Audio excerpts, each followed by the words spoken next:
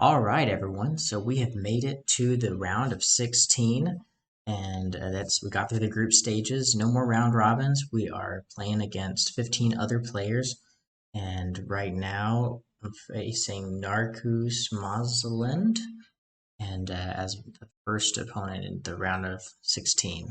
So let's just go through this game here. And obviously, I'm going to pick the Temple of Artemis first. I'm going first, starting player advantage there. Um, Not as bad as the base game, but still Pantheon. It's got some reasons to want to be first.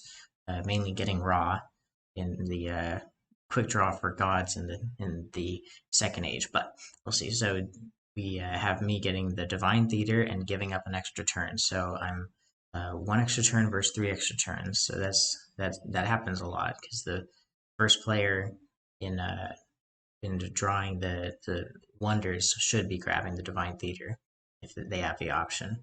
My opponent actually just let me have the divine theater instead. They wanted extra turns a little bit more.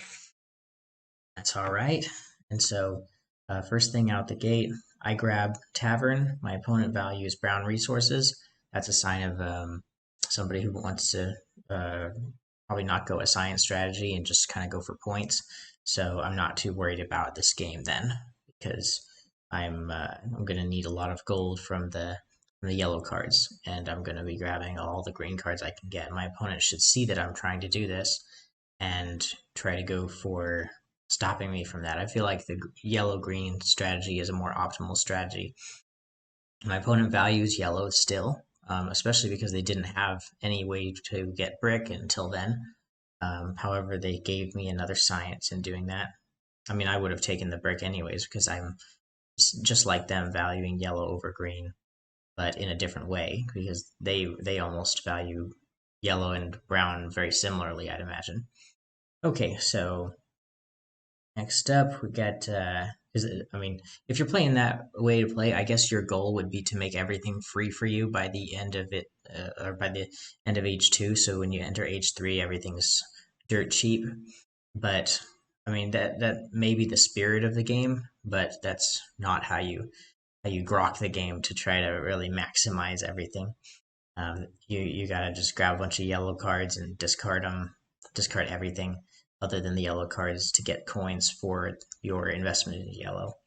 And then you won't need to worry about trying to get everything for free because you'll be really rich. But I digress. Okay, so this game, I guess I discarded the altar very quickly for 4 coins. My opponent discards the guard tower for 3 coins. See that? 4 versus 3. I really love getting the 2 yellow cards in age 1. More is great, but 2 yellow cards, that's going to be a lot of gold income. And here I get all 4 science symbols. Didn't even have to wait till age 2 to grab it. So this game is pretty much like I have an extra turn, um, and I have divine theater, so I could grab law. There's no Ishtar god out there, so the only way they could take law from me is from using the gate, and it's really expensive to grab because we made sure to keep that in the middle. In fact, everything's very expensive for my opponent. I could grab almost every single god except for Minerva there. But now I'm going to grab Tanit so that I can grab any single god that I would need. If they go push military, I can use Mars. I think I end up using Mars right here because my opponent I think they realize that they're going to have to start pushing that way. Now I did grab the brick reserve right there because I knew they couldn't grab Mars. But then they build Sanctuary. I guess they could grab Mars if they built a bunch of their wonders. Not out of possibility. Um, and they decide not to grab Mars. They allow me to grab it here. I think that's what I end up doing. Yeah, grabbing Mars because I don't want to be rocked with military. I already lost 2 coins from it. Not gonna lose any more. I am very well aware that Anubis is out there, so my opponent's really rushing all their wonders, and they could take Anubis and get back the Appian Way. That would be the wonder to do it with. Not Piraeus, not Sanctuary, but use the Appian Way to make me lose 3 coins, and then use Anubis to give themselves Appian Way back again. However, I think they're thinking like go the engine building route and get Sanctuary so all the gods are cheaper. Get Piraeus so everything is cheaper resource wise with grays. Get all the brown cards and the gray cards so that everything's cheaper. They're just hoping for free, and that's how some people feel the spirit of the game is. Just like build up your economy so that everything's free for you, and maybe everything's more expensive for your opponent. But there's a super big brain way of thinking about it where you can actually just avoid getting a bunch of resources. And I think in any of the situations of the game, but especially with expansions, you can just grab a bunch of yellow cards and not worry about your economy. There's only really so many cards that a couple cards that you really need to grab to pull off each strategy. So you don't need a ton of coins, and you don't need everything to be free for you. Anyways, so yeah, and I just discarded that 2 wood. My opponent may have just taken that 2 wood because they would think like, oh, it'd be good to have a bunch of wood. I don't know. It really doesn't make sense why they grabbed 2 bricks when they already have the brick reserve. That card is saving them 1 coin every single time they need a brick.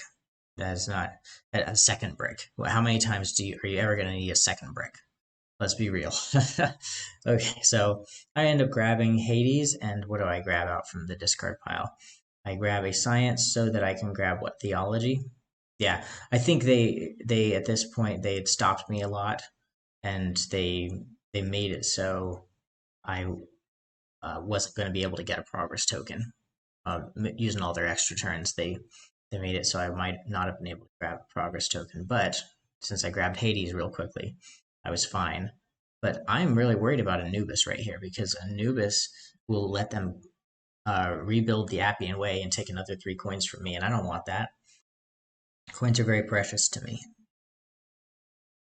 I end up pushing in military because I don't want to lose this game. And then my opponent, I think, should know by now that I'm gonna win. And at this point, I believe all I need is really this card right here, and then the game's over. I just need that study. And I think they just call GG right here. I end up getting strategy, which I can use to push on military. I think I even try to go for a military win right here, but that just probably wouldn't have even worked, but it would have been funny to try. Mars has already been used, so you can't use Divine Theater for Mars. Hades has already been used, can't grab a military from the Divine Theater is not going to help with the military. Yeah, they just ended up giving it to me. They said whatever, like I have no extra turns. Why not build Anubis? They could have tried for that to build Anubis, but they had so many coins too. But still, I think the game was for me to win it. All right, so that is the first game of the round of 16 that was finished. And then we had another game, round of 16. Here, I'll get my face out of the way. We had another game also finish between Zini and Etinelsko. Uh, yeah, it's hard to see. Let's zoom in here. All right, there we can see. Okay.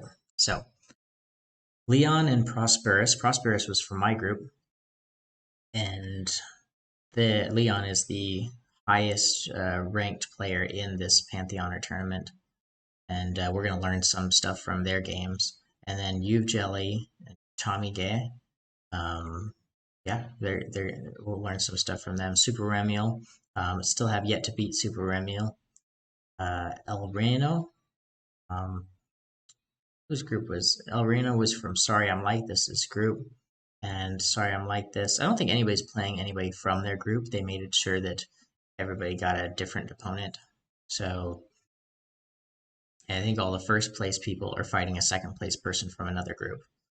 So it's how that's working, and random starting players. So Super Remiel is going to probably win their group.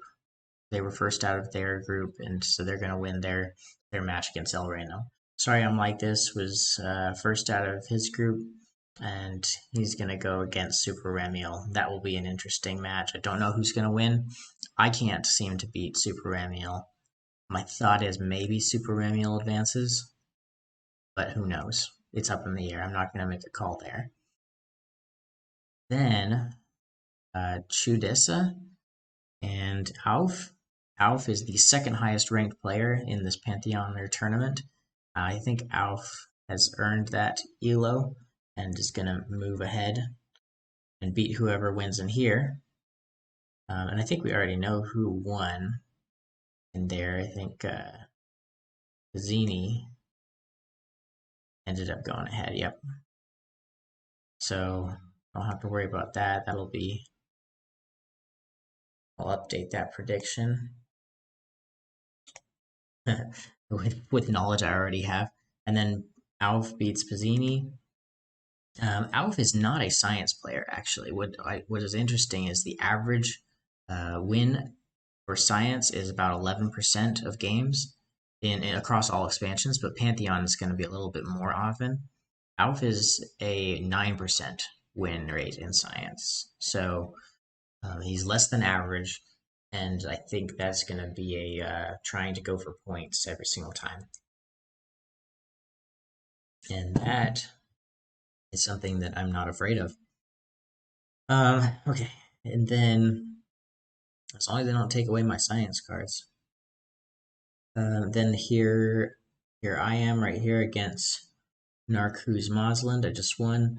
I'll go ahead, and then last game we'll look at is Merle Toil versus Nikki, and we'll see who wins from there. My guess is that Nikki wins out of there, and maybe Nikki beats me because I've looked at Nikki's and my games, and Nikki has beaten me about 50% of the time, maybe even more than that. So Nikki knows my weaknesses, and it's unfortunate that she's on this side of the bracket, but she'll probably take me out and move on to face off Alf, who I feel very confident that I could beat Alf.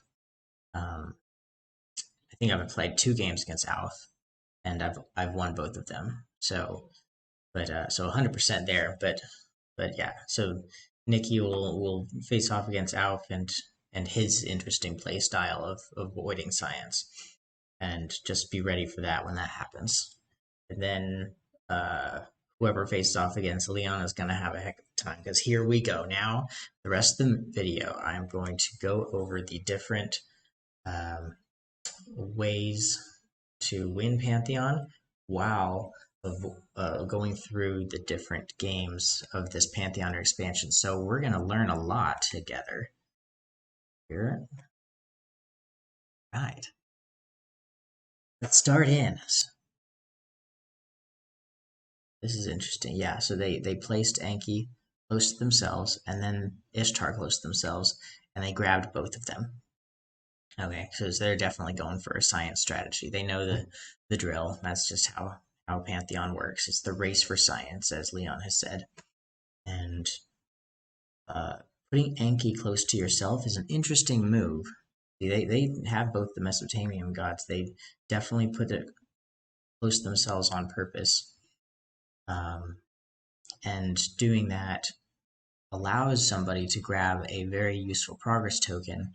It wasn't strategy they were going for. It wasn't economy. A useful token, I shouldn't just call it useful, because any can be useful at any time. I'm talking the ones you'd want in the very beginning of Age 2. Something that could build off of itself. Masonry comes to mind, but really, when you have 3 wonders that are not extra turns, as you see Leon has here, that's going to be theology. That's the real reason why people put Enki close to themselves. So that's a little trick there. So trick number 1, put an Enki close to yourself. And then number 2 here, don't put Isis close to yourself, because that's not really that great. Maybe put Anubis close to yourself, but nah, if you only had the choice of Isis or Anubis, I think you would put Anubis close to yourself.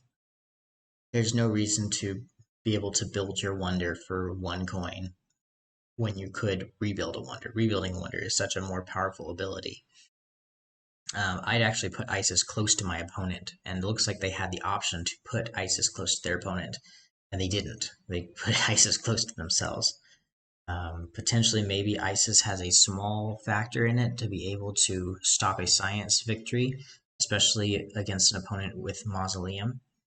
But there's no science cards in the discard pile because you're already going to be watching out for discarding science. You're going to turn a science into a great lighthouse or another wonder to stop somebody from uh, using Mausoleum to grab a science. At this point, though, in the game, the writing's on the wall. Leon's got 5 of 6 symbols that they need. They're going to win in science in the next stage. It's a foregone conclusion. It's that will be the end of Prosperous's prosperity, and they're even winning slightly in military, which is unfortunate because they're not even going to have the first turn in the next stage. So let's move on to our next game. What do I have to say about this game? Not much, really, just that Tommy Gay has strategy. Ube Jelly has started as first player, but still got the opponent to use Divine Theater and take Raw likely. They wouldn't have used Divine Theater to take 12 coins or Enki. So my thought is that was using a wonder to steal a wonder. Kind of an interesting move, but happens a lot. I don't like to do it, especially if Divine Theater is so expensive. But it makes sense why you would do it. I'd much rather use Divine Theater to stop my opponent from doing that, plus get a science card from that, either Ishtar or use Nisaba or Hades to grab a card from the discard pile. Look at the discard pile though. If Hades was out, that would be nice, but there's no way that's going to happen, so that's not a possibility. Yeah, Tomige has the higher ELO, sitting at a 400 player instead of a 200 player. I'm thinking Tomige moves on, but then, like I said, wouldn't win against Leon. Right, now let's move on to this next game we have here against or with El Reno versus Super Remiel. There's no Raw in this game at all. Yeah, this is an interesting one. There's no Divine Theater out there. I'd say you grab the Divine Theater first, then you go for extra turns, wonders, and then you take the Mausoleum. But what did El Reno do? El Reno looks like they grabbed Mausoleum and they only went for non-extra turn wonders. There was a mess up there. There's no reason why your opponent should have 3 extra turns and you have no extra turns. I don't see any situation where that would happen unless you grabbed Divine Theater. It's almost like Super Remiel started and took Sanctuary. Their opponent took Mausoleum and Great Library, and then El Reno took. What did they actually take the Lighthouse for the Sanctuary, then Mausoleum, Library, Colossus. Then El Reno gets first pick and picks Lighthouse over 2 extra turn wonders. My goodness. That's really a mess up. It's a huge mess up. The Great Lighthouse is a terrible wonder. So that's going to cost El Reno the game. And I'll bet Super Remiel loved that when that happened. So anything else from there? Super Remiel, yellow and green work together. Yes, Super Remiel's doing the whole yellow and green thing. And they're taking the free clay pool and spent 1 coin on stone. Yeah, I'd say that's fine to spend 1 coin on stone, especially if you have the tavern and you have the money to do it. I'd say in age 1, I'll get another page loading before I go through how I evaluate these coins. So I would say in age 1, every single coin is going to be worth 9 points. Or no, every 3 coins is worth 9 points. If you get a group of 3 coins, you can turn it into 9 points. All right, so we have a live game going on. Scarlet actually making a play. And then now, sorry, I'm like this, needing to choose between what just got revealed. Right, live game going on. Get the archery range and the statue. And sorry, I'm like this. Probably should continue their military barrage, I'd say. Continue pushing through with that. Um, and then have their opponent lose that one coin so they can't build the Sphinx or the Appian Way. And um, I think continue with the military. You're so close already. Are there any twos in the? No, you have mausoleum, so you could do some danger there. But I would say let them get the 6 coins that they want, and then you're going to use Zeus to take out the laboratory into the discard pile so that you have that in your back pocket if you want to use mausoleum for science later. But you're probably going to win a military. This is a good spot to be in. Over here in the 2 point region, that's a bad spot to be in if you're trying to go for science because you're going to miss out on, you're giving up the first turn in the next stage. But because he's pushed so far already in military and he could push even more, then yeah, definitely you're going to want to continue that push. I would say they could get so close, really. And yes, sorry, I'm like this has 14 coins, but they could keep that science victory in their back pocket. Although they don't have any extra turns going into the next stage, and they don't have first player advantage, so unless their opponent is not smart, they're not going to be getting. Sorry, I'm like this has a low shot of getting 2 science cards. Like I could understand one for a mess up, low chance of getting 2 science cards. I'll give 2 options for sorry, I'm like this to win this. One is they would need to, take the military. That makes sense to me, and they might not want to do that. Sorry, I'm like this may say they want to wait until their opponent has 5 coins to discard, but they are so close to really pushing so far in military that their opponent's going to end up giving them the uh, the points of H3. And sorry, I'm like this is going to have no issue with that because they have stone and they have glass, so getting the points is not going to be too hard, and they have a way to get wood. So yeah, those 3 for points. I'd say stone, glass, and wood. Um, maybe stone, wood, glass in that order for getting points in H3.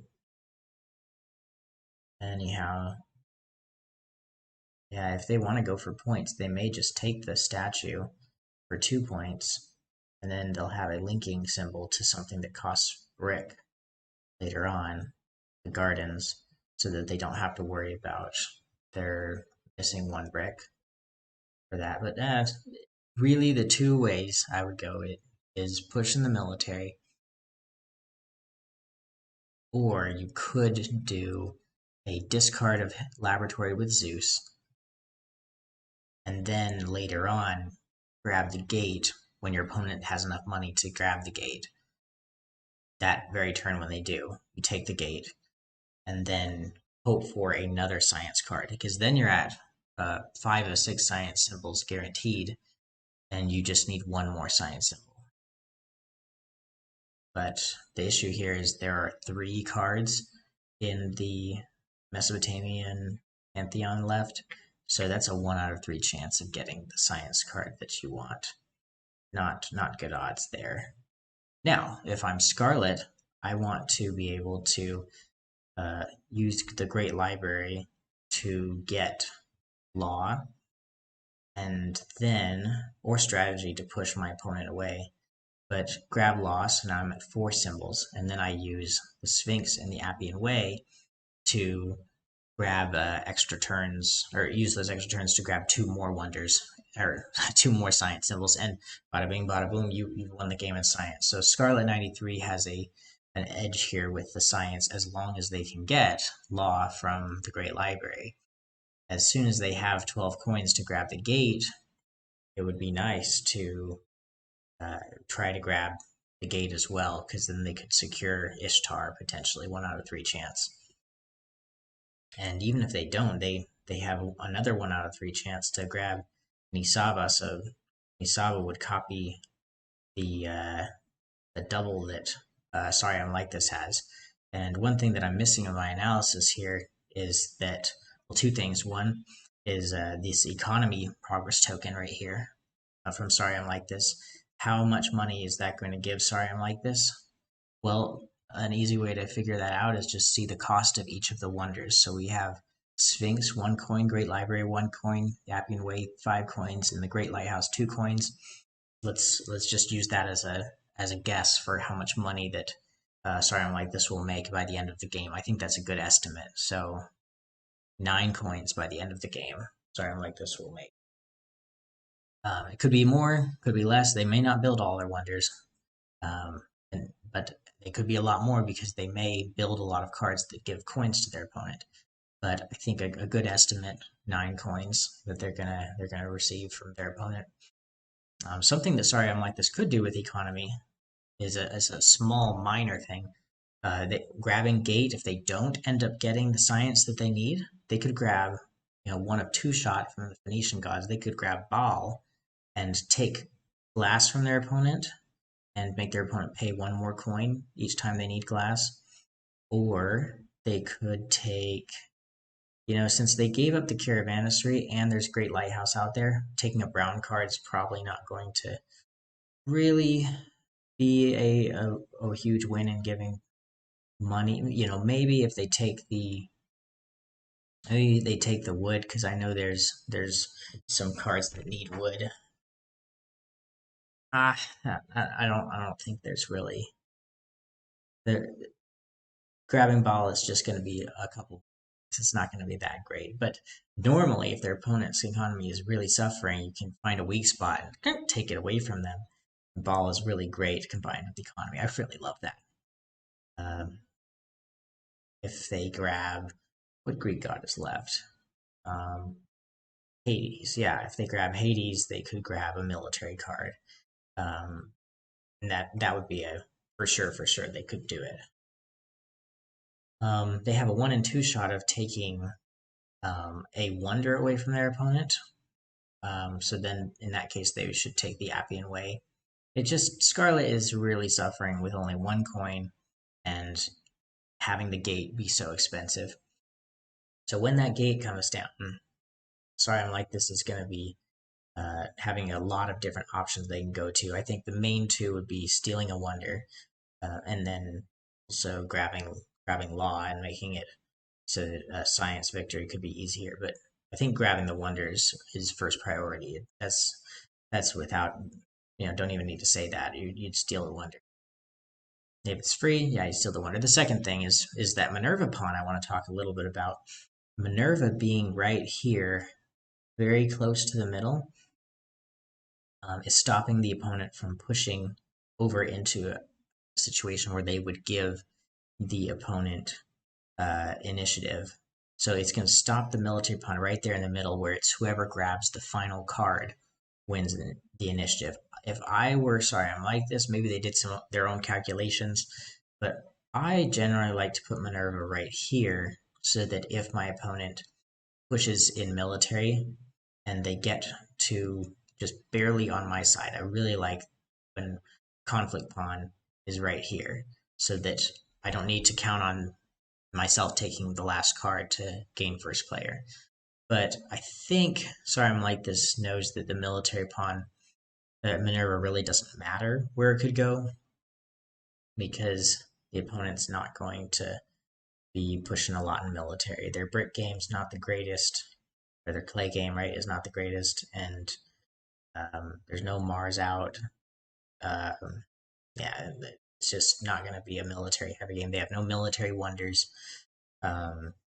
So Minerva is likely not going to matter too much. They probably placed it there and then started pushing in military. All right, so there's that game. Okay, so now we're seeing Alf's and Chudessa's. And their game, yeah, you can look at a player's science win rate and see if they're above average. And you can look at mine and you know you got to steal Ishtar from me. You know that I'm going to be going for science first, and then I'm going to go for points. But Alf here is just going to try to go for points, it would seem. But here, looks like they, since I wrote my notes and then now, they have gone pretty much all in with science.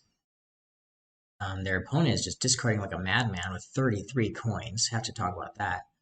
And obviously got some coins from the Temple of Artemis.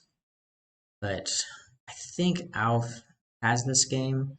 They're going to use the Appian Way. It needs a lot more coins to secure that, but they can use the Appian Way to get a science that they might need. It's Trudessa's turn. They could use Zeus to stall. They could just build a gate. I think the right answer for Trudessa is build the gate and try to steal their opponent's extra turn. And if they can do that, Trudessa may win the game. And then Nikki won't have to fight Alf. Alright. So, yeah, I mean, I went into this thinking Alf wasn't going to go science, but they've taken Ishtar. They've taken Enki, which gave them agriculture. Or maybe gave them the strategy. Doesn't matter. Either way, their Alf is suffering in their coin game. Like I said, you need those 2 yellow cards in age 1. You don't want to have a bunch of brown and gray cards. You want to have a bunch of yellow cards in age 1, and it looks like all the age 1 yellow cards were given to Trudessa somehow. And that's definitely gonna hurt Alf as far as how many coins they're gonna get, because they're not gonna be able to grab the 14 coin gate. They're not going to protect the science that they need when Trudessa uses Zeus to discard it. And Trudessa is going to be able to play a point game against Alf. I don't know. Which player do you want to be in this game? Or in any of the games that we've covered, but yeah, I'd say the first game I want to be Leon. Leon had a good situation going. In Super Remiels, I want to be Super Remiel. Sorry, I'm like this. That was a close one. I would say probably want to be Sorry, I'm like this. And in all of these, you generally want to be the player who has the most coins. And Trudessa has a lot of opportunity to do whatever they want with 33 coins. Just yeah, getting those powerhouse cards in age 1. That's really powerful. And they had to let Alf take 1 yellow card, but they're stopping them from getting. If they can stop them from getting Customs House and the Forum, they can make all their wonders just really expensive. Only Circus Maximus doesn't use Papyrus. I think maybe this is scary, but I may just say I would rather be Trudessa in this situation instead of Alf. Even though Alf has the 4 science symbols, I'm thinking that if I'm going into the next stage with a bunch of stone, I can grab Customs House or Forum. Like Trudessa is just gonna take a card right now, maybe this card, the Temple, and hope that they don't reveal that triangle science symbol. And well, yeah, they're not gonna reveal it because it's in the discard pile. Okay. So they're gonna take that card, and then their opponent has no coins, so they're gonna be forced to discard one of these cards, probably this one, and they're gonna give away the Forum. And then they're not going to have enough coins to build an extra turn, so they're going to then give away the Customs House. Yeah, this game is going to be going to Trudessa as far as that's 2 yellow cards that that Alf needed and is not going to get. So I am officially going to change my guess here based on the decisions that have been made that now Trudessa is going to be moving on into the next one. So, oops. So that puts Trudessa versus Pizzini, maybe if Trudessa was able to beat Alf, they're probably able to beat Bazzini. So here's my guesses now: Trudessa, Trudessa versus Nikki, and then what we see is Nikki's very good at the Pantheon expansion, as Nikki moves up to fight Leon in the end. And that will be an insane game. Somebody who's very good at the Pantheon expansion, Nikki, versus Leon, who just overall just good, very good in the base game. Was the #1 player of Seven Wonders Duel at one point. I think before expansions were out. Um, yeah, just amazing. Expansions came out, and then other players used those expansions to get really good at the more complex things of the game and could have a higher win rate. So they just win every game they play because they know the niche things of each expansion, and they moved on to take the uh, top 10 spots in the game. All of those players play all the expansions, but but I'm not saying that Leon can't play those expansions. He knows the rules for them. But prior to all those expansions, I think Leon was the #1 player, and now he's in this Pantheon tournament. This is exciting. Hey, we're waiting. It's coming up. Don't worry, y'all. Okay, so yeah, Bazzini wins their game. Let's see how they won their game. They won their game with all science, and that's the thing with Seven Wonders duels. It's gonna be a kind of an all science way. So who am I talking about? Bazzini here, moving on, fighting Trudessa, and I'm thinking Trudessa ends up winning that one. But who knows? Maybe Bazzini wins. Anything could happen there. But whoever, Trudessa or Bazzini, is going to have to face either myself or Nikki. Here is Nikki's game, the last one right here, and we have Merle Toil with 356 ELO versus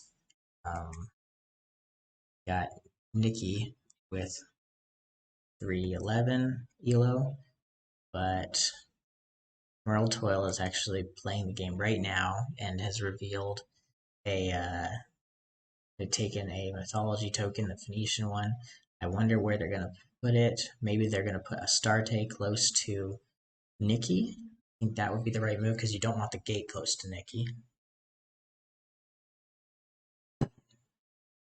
So yeah. Oh wait. Yeah. They probably want the gate close to themselves, so maybe put Astarte right here. Or maybe I could see them placing Tanit, the 12 coin god, close to themselves. But Astarte, the 7 coin god, just putting that in the middle, that's a fine thing to do, I think. Let's see what they end up doing. They're actually going to make that move right now as we speak, but we'll just be watching as that happens and cover this final game here. Now, Nikki has started the game, I think. I think they were the start player. Let's see here. Here's all the different moves. Follow along as we go. Keeps jumping down. Okay, so Nikki started the game actually. Toil. What can we learn from this game? Merle Toil's at 7 coins and 1 point. Nikki's got 9 coins and 4 points. I'm gonna say Nikki with getting a bunch of science cards in H1 is great.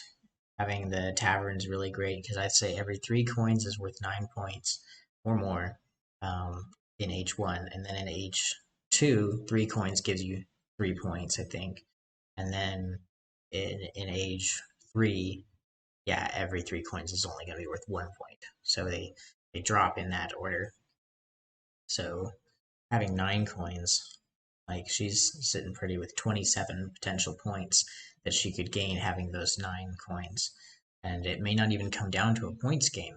It maybe their opponent has 50 points and they have infinite points because Nikki grabs an all science victory. That's infinity points, or an all military victory. So not too much able to be analyzed from this. We can look at how they chose their wonders. Nikki chose the Great Library from the beginning. Their opponent chose the Statue of Zeus, and then Circus Maximus. Then poor Nikki was left with the pyramids. And then some extra turn wonders came out Nikki ends up with the Appian Way. Merle Toil took the Hanging Gardens. Hanging Gardens is a better choice. And so Nikki was left with the lesser of the two extra turn wonders. And then also Nikki grabbed the Great Lighthouse so that she wouldn't have to worry about economy. I could see that. I myself would have rather grabbed Colossus so I wouldn't have to worry about military, especially if my opponent has a lot of military wonders. So Nikki will have to worry about getting rocked in military, but nobody usually goes for military in age one. That's just rule number 2 of Seven Wonders Duel. Even without Pantheon expansion, you gotta not play any red cards in age one. That's just giving your opponent a huge advantage. I would only do it if I'm able to grab like 3 or 4 red cards in age one. Then I might do it, but nah, even still, I don't, because then the opponent's just going to grab a bunch of 2 military cards in age 2 and even it out very easily. Yeah, it just doesn't make sense to go all out in military in age one. It might make sense if you had strategy as a token in age one. How would you get that? Using the Great Library, you can pair up strategy. Great Library has a science potential in this game because you don't see that law is out there, so law is going to be able to be grabbed there. Yeah, I think we haven't seen. Um, 2 yellow cards have been taken by Merle Toil, so Nikki just needs that wood reserve and somehow get a brick play, but you don't really need play that much for a science strategy, so Nikki should be all. Anyhow, so that is the analysis of all the games in the Pantheon tournament that we're going through, and just to remind everybody, here's my guesses for how this tournament's going to end. I'm guessing that Leon makes it all the way to the end. Super Remiel and Sorry I'm Like This, they duel each other. Based on how the games are going currently, Super Remiel's game is going a little bit better than Sorry I'm Like This's game, but I'm thinking Sorry I'm Like This still is going to beat out Scarlet 93, but then Super Remiel has just every single time beaten me, so Super Remiel takes on or fights Leon. Leon is going to have a really tough time fighting Super Remiel, but I think Leon wins it. And then we're going to see in a future video, maybe I go over how these predictions went, but those are my predictions for the Pantheon tournament. Thank you so much for watching this analysis of the round of 16. Have a great rest of your day. Bye.